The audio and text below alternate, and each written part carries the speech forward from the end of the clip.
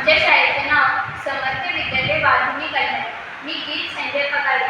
मी इयत्ता 10वीत शिकत आहे. माझे नाव श्रेयस विकी रोंदे. मी इयत्ता 9वीत शिकत आहे. आम्ही निवडलेल्या समस्याचे नाव प्लास्टिक एक भस्मासूर. पर्यावरणाचा ऱ्हास. प्लास्टिकचा वापर पूर्ववत केल्यामुळे प्लास्टिक जमिनीत टाकतो. यामुळे पर्यावरणाचा ऱ्हास संभवतो. जल प्रदूषण. प्लास्टिक कचऱ्यामुळे पाण्याचे प्रदूषण होते. प्लास्टिक रासायनिक घटक पाण्याचे विरघळतात व त्यामुळे पाण्यातील जीवजंतूंचे जीवन धोक्यात येते. हवा प्रदूषण. प्लास्टिक जाळल्यामुळे हवेत घातक वायू पसरतात व त्यामुळे हवा प्रदूषण होते. भूप्रदूषण म्हणजे जमिनीचे प्रदूषण. प्लास्टिक कचरा जमिनीत फुटल्यावर त्यातील रासायनिक घटक जमिनीत मिसळतात. त्यामुळे त्या जमिनीत विरघळणारे वनस्पती हे घातक पदार्थ येतात. मानवी आरोग्य. प्लास्टिकमुळे मानवी आरोग्याचा धोका निर्माण झाला आहे. जलप्रदूषण. यामुळे घाण पाणी आपल्या शरीरात जाऊन पोटदुखी व जुलाब यासारखे आजार होतात. हवा प्रदूषण. हवा प्रदूषणामुळे विषारी हवेत मिसळले असते.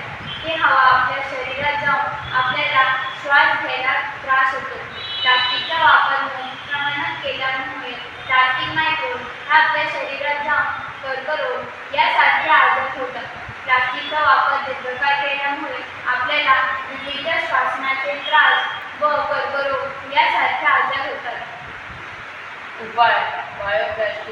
प्लास्टिकचा पर्याय. कागदाचा वापर शक्य तिथे करता येईल. बायोप्लास्टिकचे कॉर्नस्टार्च व उसापासून बनवले जाते त्याचा वापर जास्तीत जास्त करू. Biodegradable plastic. प्लास्टिक हे बायोडिग्रेडेबल नसून ते अनेक वर्ष पृथ्वीवर जसेच्या तसे राहते. त्यामुळे असे प्लास्टिक जे नैसर्गिकरित्या अपघटन होईल याचा वापर करावा.